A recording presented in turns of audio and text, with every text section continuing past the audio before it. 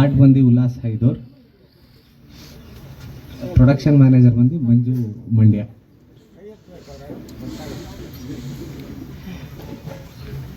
Okay, class of Mysuru ಅಂತಂದರೆ ನಿಮಗೆ ಇವಾಗ ಎಕ್ಸಾಂಪಲ್ ರಿಟೈರ್ಮೆಂಟ್ ಅಂತೇನೋ ನಿಮ್ಮ ತಲೆಯಲ್ಲಿ ಬರ್ಬೋದು, ಮೈಸೂರು ಅದು ಇದು ಅಂತ. ಸೊ ಅದರ ಬೇಸ್ ಮೇಲೆ ಒಂದು ಕತೆ ಅಷ್ಟೇ.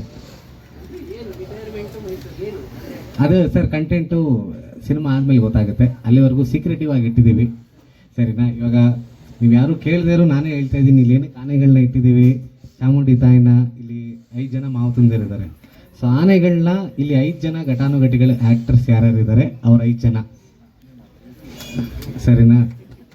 ದತ್ತಣ್ಣ, ಬಿರಾದರ್ ಸರ್, ರಂಗಣ ರಘು ಸರ್, ತಬಲಾ ನಾನಿ ಸರ್, ಶರತ್ ಸರ್ ಆನೆಗಳನ್ನ ಡಿಪಿಕ್ಟ್ ಮಾಡ್ತಾರೆ, ಸರಿನಾ? ಕೆಳಗಡೆ ಮಾವತಂದಿರೋರು ಇವ್ರುಗಳಿಗೆ ಸಾರಥಿ ಥರ ಇರ್ತಾರೆ. ಅದರಲ್ಲೊಬ್ಬರು ವಿಜೇಂದ್ರ ಅಂತ ಇದ್ದಾರೆ ಹಿಂದಗಡೆ, ಅವರೊಬ್ಬರು ಜಗಪ್ಪ ಮತ್ತು ಮಾಂತೇಶ್ ಅವರು ಇರ್ತಾರೆ. ಇನ್ನಿಬ್ಬರು ಕಾಮಿಡಿ ಕಲಾವಿದರಲ್ಲಿ ಶಿವು ಮತ್ತು ಚಿಲ್ಲರ್ ಮಂಜಾ ಅವರು ಇರ್ತಾರೆ. ಆಮೇಲೆ ಇಲ್ಲಿ ಚಾಮುಂಡಿ ತಾಯಿ ಯಾರು ನೋಡ್ತಾ ಇದ್ದೀರಾ, ತಾಯಿ ಸ್ಥಾನದಲ್ಲಿರೋ ತಾರಮ್ಮ ಅವ್ರದ್ದು ಕ್ಯಾರೆಕ್ಟರ್.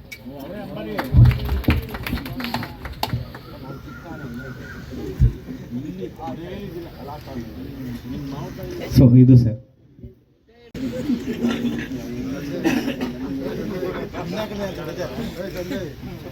ಅರವತ್ತು ಹರಿಯದರ ಯಂಗ್ ಇವರು.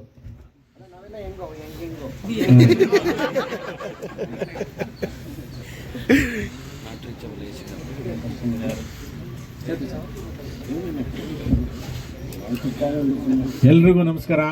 ಇವ್ರು ಸುಮ್ಮನೆ 60 ವರ್ಷ ಅಂತ ಹೇಳಿದ್ರೆ ಬೆಂಗಳೂರಿಂದ ಗೋವಾವರೆಗೂ ಜರ್ನಿ ಇಟ್ಕೊಂಡವ್ರು ನಮ್ಮನ್ನ. Thank you. ಅಗಣ ಬಂದಿದ್ಯಾ ನೀನು? ಕೈ ಮುಗಿ ಹೋಗು, ಕೈ ಮುಗಿ ಹೋಗು. ಕೈ ಮುಗ್ದಾ? ಬಿಡು, ಸರಿ ಆಯ್ತು. 72 ಇಸ್ವಿಲಿಂದ ಮದುವೆ ಆಗಿದ್ದಿಲ್ಲ? 70 ನೋಡಿದ್ರೆ ಹೆಂಗೆ ಹೇಳಿದೆ ನಾನು, ನೋಡ್ತೀಯಾ? ಕ್ಲಾಸ್ ಆಫ್ ಮೈಸೂರು ಅಂತಂದರೆ ಇಲ್ಲ, ಮೈಸೂರಿನವ್ರೆ ಅಂತಲ್ಲ ಎಲ್ಲನೂ. ಈಗ ಬಿರದಾರಣ್ಣ ಒಂದು ಕಡೆ ಇರ್ತಾರೆ, ನಾಣಿಯವ್ರು ಒಂದು ಕಡೆ ಇರ್ತಾರೆ, ಕೊಡಗಿಂದ ಒಬ್ರು ಇರ್ತಾರೆ ಶರತ್ ಅವರು, ಪಕ್ಕ ಬೆಂಗಳೂರು ದತ್ತಣ್ಣ, ಪಂಚಭೂತಗಳು ಅವರೊಬ್ಬರೇ ಗಾಳಿ, ನಾವಿನ್ನ ನೀರು ಬೆಂಕಿ ಭೂಮಿ ಆಕಾಶ ಒಬ್ಬೊಬ್ರು ಇದ್ದೀವಿ. ಇವ್ರಿಗೆಲ್ಲ ಒಂದು ರೀತಿ ಮಾಡಿ ತಂದು ನಾವು ಮುಂದೆ ನಿಂತ್ಕೊಳ್ಳೋದು ಜಡ್ಜ್ ಅವ್ರ ಮುಂದೆ, ತಾರಮ್ಮ ಅವ್ರ ಮುಂದೆ. ಈ ಥರದ್ದು ಒಂದು ಕತೆ ಬೇರೆ ಥರ ಮಾಡ್ಕೊಂಡಿದ್ದಾರೆ. ಒಂದು ವಯಸ್ಸಿನ ಅಂದರೆ ಈ ವಯಸ್ಸು ಅನ್ನೋದಕ್ಕಿಂತ ಹೆಚ್ಚಾಗಿ ಆ ಒಂದು ಅನುಭವವನ್ನು ಅದನ್ನು ರಿಯಾಕ್ಟ್ ಮಾಡೋದಾಗ್ಬೋದು, ಮತ್ತು ಅದರಲ್ಲಿ ಇರೋದಾಗ್ಬೋದು, ಅದನ್ನು ಅನುಭವಿಸಿರೋದಾಗ್ಬೋದು, ಇವೆಲ್ಲನೂ ಹೆಚ್ಚು ಚೆನ್ನಾಗಿ ಗೌತಮ್ ಮಾಡ್ಕೊಂಡಿದ್ದಾರೆ. ಗೌತಮ್ ನಿರ್ಮಾಪಕರು ಹೌದು, ಆಮೇಲಿಂದ ನಿರ್ದೇಶಕರು ಹೌದು. ಸುಮಾರು ವರ್ಷಗಳಿಂದ ಕನ್ನಡದಲ್ಲಿ ಕೆಲಸ ಮಾಡಿದ್ದಾರೆ. ಈಗ ಮಾಡಿದ ತಕ್ಷಣ ನಾವು ಭಾಳ ಖುಷಿ ಆಯಿತು. ಯಾಕೆಂದರೆ ನಿಮ್ಗೆ ಗೊತ್ತು, ಅಂದರೆ ಇದಲ್ಲದ ಪ್ರಾಯವಲ್ಲದ ಒಂದು ಕತೆಗಳನ್ನು ಯಾರೇ ಮಾಡ್ಕೊಂಬಂದ್ರೆ ಅದು ನಮಗೊಂದು ಖುಷಿ ಆಗುತ್ತೆ. ಅದು ನಾವು ಮಾಡ್ತಿದ್ದೀವಿ ಅಂತಲ್ಲ, ಕತೆ ಬರೀ ಆ ಏಜಲ್ಲೇ ಇರಲ್ಲ. ಮೂಗಾದರೆ ಇನ್ನೇನು ಮಾತಾಡೋಕ್ಕಾಗುತ್ತೆ ನಾನು, ಅದಕ್ಕೆ ಏನು ಎಲ್ರಿಗೂ ನಮಸ್ಕಾರ. ಕತೆಯ ಹಿನ್ನೆಲೆ ಅದರ ತಿರುಳು ಎಲ್ಲ ಈಗಾಗಲೇ ನಿಮಗೆ ಗೊತ್ತಾಗಿದೆ. ನಮ್ಮದು ಇಲ್ಲಿ ಜೊತೆಲಿಂದು ನಮ್ಮದು ಮರಿಯಾನೆ ಪುಟ್ಟ ಪಾತ್ರ ಮೈಸೂರು ಹೆಸರಿಟ್ಟಿದ್ದಾರೆ, ತುಂಬ ಖುಷಿ ಆಗುತ್ತೆ. ಇನ್ನು ಮಿಕ್ಕಿದೆಲ್ಲ ವಿಷಯ ಗೊತ್ತಿದೆ. ಎಲ್ಲ ಪಾತ್ರಧಾರಿಗಳು ನಾವು ವಯಸ್ಸಾದ ಮೇಲೆ ಯಾರು ಸುಖವಾಗಿರ್ತಾರೆ ಅವರು ಪುಣ್ಯವಂತರಂತೆ, ಎಲ್ಲೋ ಕೇಳಿದ್ದೀವಿ ನಾವು ಇದನ್ನು. ವಯಸ್ಸಿದ್ದಾಗ ಎಲ್ಲ ನಾವೇ ಮಾಡ್ಕೊಂಡ್ಬಿಡ್ತೀವಲ್ಲ, ನೀರು ತಗೊಳ್ಳೋದು, ಹೋಗೋದು, ಬರೋದು ಎಲ್ಲ. ಆದಮೇಲೆ ಇದೆಯಲ್ಲ, ಅದು ಹೆಂಗಿರುತ್ತೆ ಅದನ್ನು ಗೌತಮ್ ಸರ್ ಕನಸ್ಕೊಂಡಿದ್ದಾರೆ. ಸರಿ, ರಾವ್ ಸರ್ ಸೇರ್ಪಡೆ, ನಾವು ಸೇರ್ಪಡೆ ಅವರಿಗೆ ಫಸ್ಟ್ ಟೈಮ್ ಅವ್ರ ಜೊತೆ ವರ್ಕ್ ಮಾಡ್ತಾಯಿದ್ದೀವಿ. ತಾರಮ್ಮ ಇದ್ದಾರೆ, ಆಮೇಲೆ ನಮ್ಮ ದತ್ತಣ್ಣ ಸರ್ ನಮ್ಮ ಲೀಡ್ರು, ಬಿರಾದರ್ ಸರು ಮಠದಿಂದನೂ ನಾವು ಜೊತೇಲಿದ್ದೀವಿ. ಹೌದೌದು. ಶರತ್ ಸಾರು, ನಾನು, ರಗಣ, ನಾವೆಲ್ಲ ಗೋಧುಳಿ ಸೀರಿಯಲಿಂದ ಬಂದಿರ್ತೀವಿ. ಅದು ಅವತ್ತಿಂದನೂ ದೇವರಿಗೆ ಇಟ್ಟಿದ್ದಾರೆ. ಚೆನ್ನಾಗಿದೆ, ಕತೆ ಚೆನ್ನಾಗಿ ಮಾಡ್ಕೊಂಡಿದ್ದಾರೆ. ಗೌತಮ್ ಸರ್ ಅವರು ನಿರ್ಮಾಪಕರು ಮತ್ತು ನಿರ್ದೇಶಕರಾಗಿ ಪಾದಾರ್ಪಣೆ ಮಾಡ್ತಿರೋದ್ರಿಂದ ಅವ್ರಿಗೆ ಒಳ್ಳೇದಾಗಲಿ. ಬಂಡಿ ಮಾಂಕಳಮ್ಮ ಎಲ್ರಿಗೂ ಒಳ್ಳೇದು ಮಾಡಲಿ. ನಿಮ್ಮ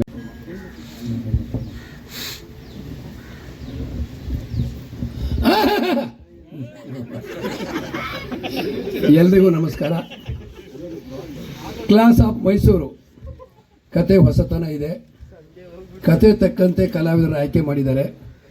ಬಂಡಿ ಮಹಾಕಾಳಿ ತಾಯಿಯ ಆಶೀರ್ವಾದನ ಇಲ್ಲಿ ಪೂಜೆ ಮಾಡಿದ್ದಾರೆ.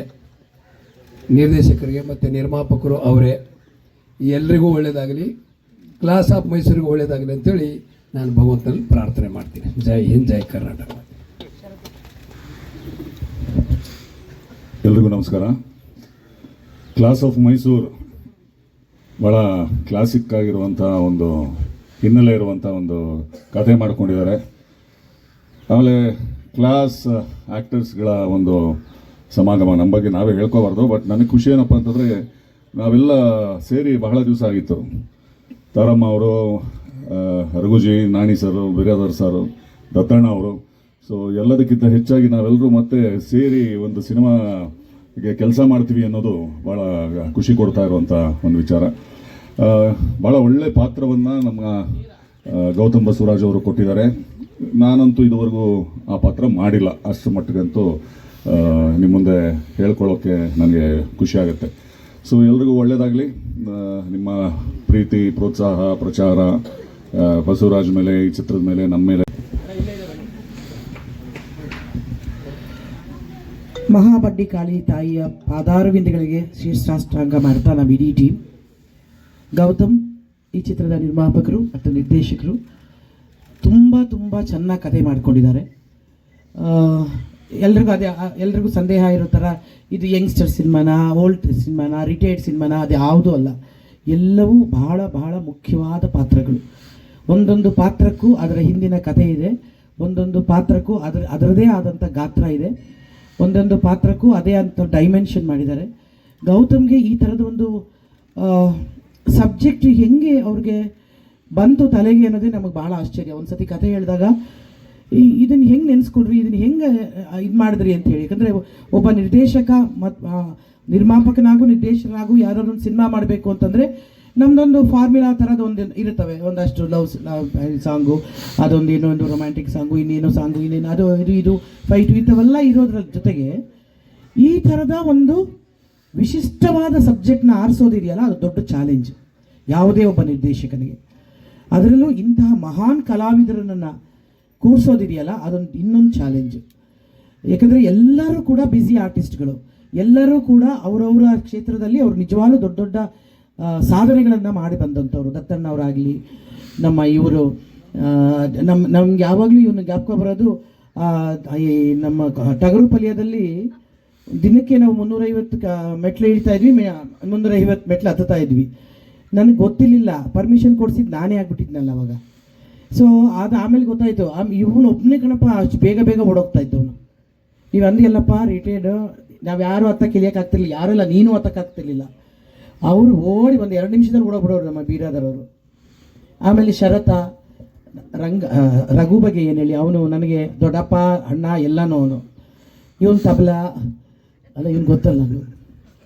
ಸೊ ಎಲ್ಲರೂ, ಆಮೇಲೆ ಈ ಎಲ್ಲರನ್ನು ಕೂಡ ಹಾಕೋದಿದೆಯಲ್ಲ ದೊಡ್ಡ ಚಾಲೆಂಜ್. ಅದು ಹಿಂಗೆ ಗೌತಮ್ ಸಾಧನೆ ಮಾಡಿದ್ರು. ಇನ್ನೊಂದು, ಸೃಷ್ಟಿಗೂ ತಾಯಿನೇ ಕಾರಣ ಆಗ್ತಾಳೆ, ಅದ್ರಿಗೆ ಮಕ್ಕಳಿಗೆ ಅರ್ಥ ಕೊಡೋದ್ರಲ್ಲೂ ತಾಯಿಯೇ ಕಾರಣ ಆಗಿರ್ತಾಳೆ, ಜೀವನವನ್ನು ನಡೆಸೋದಕ್ಕೂ ಕೂಡ ತಾಯಿಯೇ ಕಾರಣ ಆಗಿರ್ತಾಳೆ, ಜೀವನವನ್ನು ಸರಿದಾರಿಗೆ ತರೋದು ಕೂಡ ತಾಯಿಯೇ ಕಾರಣ ಆಗಿರ್ತಾರೆ.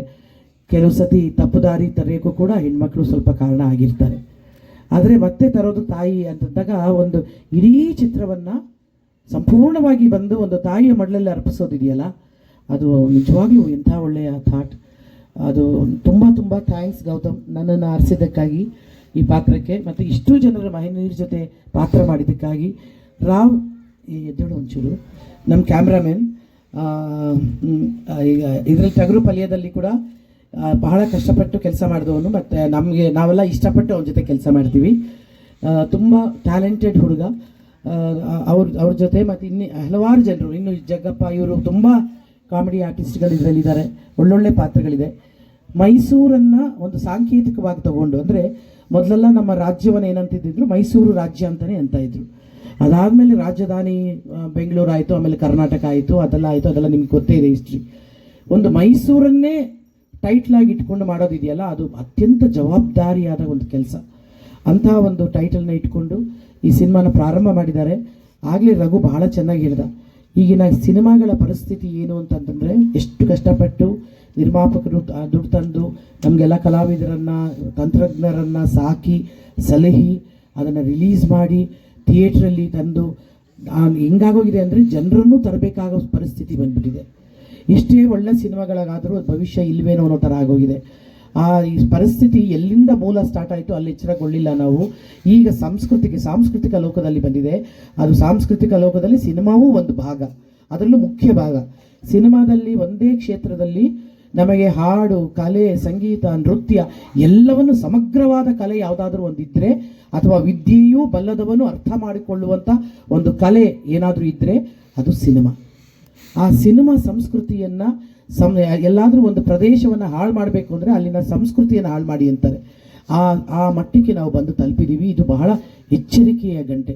ಇಡೀ ದೇಶಕ್ಕಲ್ಲ, ನಮ್ಮ ರಾಜ್ಯಕ್ಕಲ್ಲ, ನಮ್ಮ ಪ್ರದೇಶಕ್ಕಲ್ಲ, ಎಲ್ಲದೂ ಭಾಷೆಯಿಂದ ಹಿಡಿದು ನಾವು ಈಗ ಎಚ್ಚರಗೊಳ್ಳದೇ ಇದ್ದರೆ ನಾವು ಎಲ್ಲಿಗೆ ಹೋಗ್ತೀವಿ ಅಂತ ನಾವೆಲ್ಲರಿಗೂ ಅದೊಂದು ಅರಿವು ಇರಬೇಕು. ಆ ಅರಿವಿನ ಜಾಗೃತಿಗಳನ್ನು ಹೇಳಬೇಕಾದಷ್ಟನ್ನು ಹೇಳಿದ್ದಾರೆ. ಅದರ ಮುಂದೆ ನಾನೇನು ಹೇಳಬೇಕಾಗಿಲ್ಲ. ಒಂದು ಒಳ್ಳೆಯ ಚಿತ್ರಕ್ಕೆ ನಾಂದಿ ಹಾಡಿದ್ದಾರೆ. ಅದು ಸುಸೂತ್ರವಾಗಿ ನಡೀಲಿ, ಚೆನ್ನಾಗಿ ಮುಂದುವರಿಯಲಿ, ಜನ ಅದನ್ನು ನೋಡಿ ಸಂತೋಷ ಪಡಲಿ ಅಂತ ಹಾರೈಸ್ತೀನಿ.